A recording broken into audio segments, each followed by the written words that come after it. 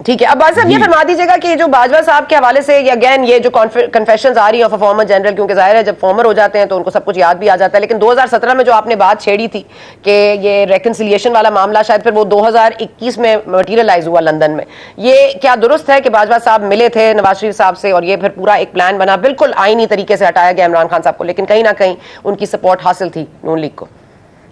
नहीं, देखें, इसमें कोई रिकन्सिलिएशन की बात नहीं थी। रिकन्सिलिएशन किस बात पे? वो फौज के सरबराह थे, वज़ीर-ए-आज़म नवाज शरीफ थे, उन्होंने उनको अपॉइंट किया। उन्हीं के जब वो चीफ बने हैं उसके 6-8 महीने के अंदर सुप्रीम कोर्ट के एक फैसले से मियाँ नवाज शरीफ साहब को हुकूमत से भी अलहदा किया गया, हुकूमत तोड़ दी गई। मियाँ साहब को सियासत से ताहियात नाअहल करार दिया गया, उन पर इल्ज़ामात लगाए गए जिनका जिसमें कोई सदाकत नहीं थी। तो रिकन्सिलिएशन की यहाँ कोई ना बात थी ना गुंजाइश थी। हमने हमेशा मुल्क के बारे में बात की कि मुल्क के मामलात कैसे आगे बढ़ेंगे। मैंने पहले कहा कि मैंने कोई ज़ाती बात अपनी लीडरशिप को कोई मुफाद देने की, जमात को मुफाद देने की कभी उनसे बात नहीं की। अगर उन्होंने उनके ज़हन में वैसी बात है तो वो बयान कर सकते हैं, लेकिन जो बातें बाजवा साहब से मंसूब की जा रही हैं वो डायरेक्टली नहीं है। मैं इस बात से ज़रूर आपको कहूँगा कि डायरेक्ट वो नहीं है, और वो इसको ऑन भी नहीं करते हैं जो इंटरव्यूज़ हुए हैं या जो बातचीत हुई है जिसको मितला साहब ने लिखा है। ठीक है सर, मैं इसको आप मान लेती हूँ, लेकिन फिर अगर ये नहीं, अगर वो बिल्कुल ही साको सबाक से हटकर बात कर रहे हैं और ये बात ही वो नहीं कर रहे तो फिर इस पर भी नहीं आते कि परवेज रशीद साहब को हटाना क्या फिर उस वक्त सही फैसला था या गलत फैसला था? अगर इस पर कमेंट करना चाहे, वरना विल मूव ऑन। जी, जो वो बात थी वो मुझसे पहले की थी, और उसमें भी 2-3 डिफरेंट आपको ओपिनियंस मिलेंगे कि क्यों हुआ और कैसे हुआ। ये भी कहा जाता है कि वो एक एग्रीमेंट के तहत हुआ, लेकिन मुझे किसी ऐसे एग्रीमेंट का इल्म नहीं है। लेकिन ये हकीकत है कि परवेज रशीद साहब के साथ वो एक ज्यादती हुई, वो ओहदे से अलहदा हुए। क्या वो कंसेंसस से हुआ, क्या वो एक फैसला था मिलजुल कर, मुझे नहीं पता कि क्यों हुआ, लेकिन वो भी तारीख का हिस्सा बन चुका है वो मामला। तो मैं जिस बात का इल्म ना हो उसके अंदर ज़रा ज़्यादा जाता नहीं हूँ। चले, ओके, ठीक है सर। डावर साहब ने जो आज अमेंडमेंट की है, जो अब पार्ट ऑफ वो बन भी गया है, ये जो कानून साजी पूरी की गई है जुडिशरी के हवाले से, कॉन्स्टिट्यूशन ऑफ बेंचेस के हवाले से, और ये जो सुओ मोटो के हवाले से जिन पर लिया गया है उनको 1 महीने की जो है वो मुद्दत दी गई है कि वो 1 महीने के अंदर अंदर अपने केसेस को दोबारा रीओपन कर सकते हैं। Of course that gives a clear sign कि नवाज शरीफ साहब अब वापस आ सकते हैं।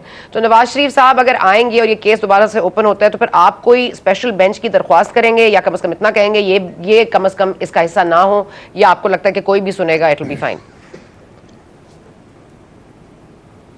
देखिए, यही पार्लियामान की खूबसूरती होती है कि एक हुकूमत के अंदर एक सोच थी, एक ज़रूरत थी, उन्होंने बिल बनाया, वो बिल काबीना तक गया, पास हुआ, वो असेंबली के अंदर आया, ले हुआ, कमेटी को गया, कमेटी ने अप्रूव कर दिया। जब वो पैसेज के लिए, पास होने के लिए कौमी असेंबली में आया, वहाँ उस पर बहस होती है। जब भी आप बहस की नफ़ी करते हैं, और ये माजी में इसकी एक आम रवायत थी, तो हमेशा कानून साजी दुरुस्त नहीं होती। आज जब पिछले 2 दिन से बहस हो रही है, आज मोहसिन दावर साहब ने एक ऐसी राय दी जिसकी जो ना हुकूमत के जहन में आई थी, जो ना लॉ मिनिस्टर साहब लाए थे, ना कमेटी की बात की थी। उन्होंने कहा, जनाब आप ये कानून बना रहे हैं, सुओ मोटो पावर्स एक्सरसाइज हुई हैं, तो वो लोग जिन पर इनका असर हुआ है माजी में, वो शख्स, वो इदारे जो भी है, उनको कम से कम उनको भी मौका दे दें कि वो भी अपना एक अपील फाइल कर सकें, क्योंकि सुओ मोटो पावर्स के तहत जो फैसले होते थे उनकी अपील नहीं होती थी, जो कि मुकम्मल तौर पर बुनियादी इंसाफ के जो तकाजे हैं उसकी नफ़ी थी। तो मोहसिन दावर साहब ने बात की, और ये जो लोग वहाँ बैठे थे इजलास में, मेरे समेत, ये हमारे दिल को लगी कि बिल्कुल दुरुस्त बात कर रहे हैं, और इस पर मुख्तलिफ लोगों ने अपनी राय का इज़हार किया और सपोर्ट किया, और वो कानून का हिस्सा बन गई। तो अब वो कानून का हिस्सा है। अगर मियाँ नवाज शरीफ साहब, जो मेरी नज़र में सबसे बड़े, और सिर्फ वो नहीं है, उनकी जमात है, मुल्क है, जिस पर असर हुआ उस फैसले का, और बहुत बड़ा असर हुआ। आज जो मुल्क के हालात हैं उसमें एक अगर आप एक पहलू, एक ऐसा असर कहें जिसने सबसे ज़्यादा मुल्क को नुकसान पहुँचाया है, तो वो जुलाई 2017 का फैसला था, जब चलती हुकूमत, एक तरक्की देती हुकूमत को तोड़ा गया। इस पार्टी की, इस मुल्क की सबसे बड़ी पार्टी के सरबराह, जो मुल्क के की तारीख के सबसे ज़्यादा तजर्बाकार सियासतदान थे, उनको सियासत से अलहदा किया गया। ताहियात अलहदा किया गया। तो अब उनको अगर ये अपॉर्चुनिटी मिलती है, और ये इम्तिहान अब सुप्रीम कोर्ट का होगा कि वो उस फैसले को कैसे देखते हैं, तो यकीनन ये एक ज़रूरत थी जो आज पूरी हुई है। और ये सिर्फ एक शख्स की नहीं है, ये एक जमात का नहीं है, ये इंसाफ का तकाजा था कि अपील का मौका दिया जाए। ठीक है सर, ये पार्लियामेंट में पास हो गया है, उसके बाद जाहिर है कानून हो बनेगा, फिर सेनेट में जाएगा, लेकिन फिर प्रेसिडेंट अलवी साहब भी बैठे हुए हैं, जो कि अभी आपको पता है हालिया ही एक लेटर एक्सचेंज ऑफ लेटर्स हुआ है which is not so pleasant. तो आप क्या समझते हैं, सदर साहब इसको साइन कर देंगे या फिर यहां पर कोई मसला उठ सकता है? देखिए, ये कानून जाता है सेनेट में, वहाँ से अगर बगैर अमेंडमेंट के पास होता है तो ये चला जाता है सदर साहब के को असेंट देने के लिए, यानी वो उसकी अप्रूवल देते हैं। और अप्रूवल नहीं देंगे तो एक पीरियड है, वो गुजर जाएगा, उसके बाद उनके पास चॉइस नहीं होगी, ऑटोमेटिकली मुल्क का कानून बन जाएगा।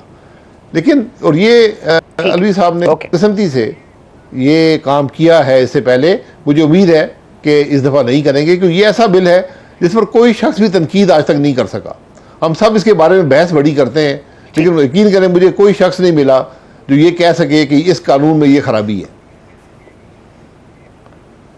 ठीक है, ओके सर, बस आखिर में ये बता दीजिएगा कि इलेक्शंस के हवाले से अब जो है खुद थोड़ा बहुत सेफ खेल रहे हैं, सभी सेफ खेल रहे हैं, और अटॉर्नी जनरल के तो कल होंगे दलाइल सुनेंगे, लेकिन आज जाहिर है मैं उसकी कोर्ट की प्रोसीडिंग में नहीं जाती, लेकिन आज इरफान कादिर साहब भी अलहदा हो गए हैं। ये पॉलिटिक्स तो जो है वो बहुत मुतासिर कर रही है कोर्ट प्रोसीडिंग्स में भी। लेकिन ये फरमा दीजिएगा कि अगर ये कहा जाता है कि ठीक है इलेक्शन 90 दिन में नहीं हो सकते, लेकिन मई के अराउंड कर लें, दूसरे हफ्ते में कर लें, सबकी साथ कर लें, तो इस पर आपकी जो कम से कम नून लीग पर क्या पॉइंट ऑफ व्यू रखती है? फिर पीडीएम के हवाले से तो बाद में बात होगी।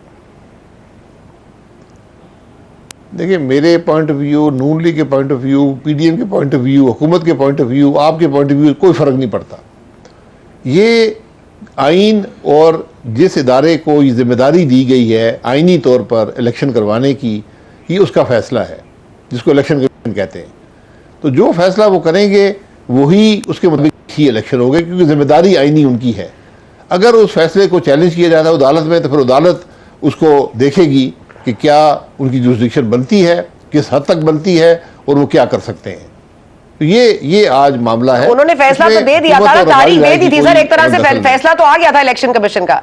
नहीं, इलेक्शन कमीशन ने फैसला तो दे दिया था तारीख देकर, इलेक्शन कमीशन ने फैसला तो दे दिया था, लेकिन अब तो ये बात हो रही है कि वो ऑर्डर ऑफ कोर्ट है भी कि नहीं है, ये इस पर एक बहस है। चले, बहुत शुक्रिया खाकान अब्बासी साहब, thank you so much for joining us. लेकिन यहाँ पर वक्त हुआ है ब्रेक का, सॉरी, वक्त की और बहुत सारे इश्यूज हैं। री imagining Pakistan was one of my favourites, लेकिन उस पर नहीं आ सके। I am so sorry for the time. Thank you Khaqan साहब, वक्फा लेते हैं जी, उसके बाद बात करते हैं कानूनी मामलात पर।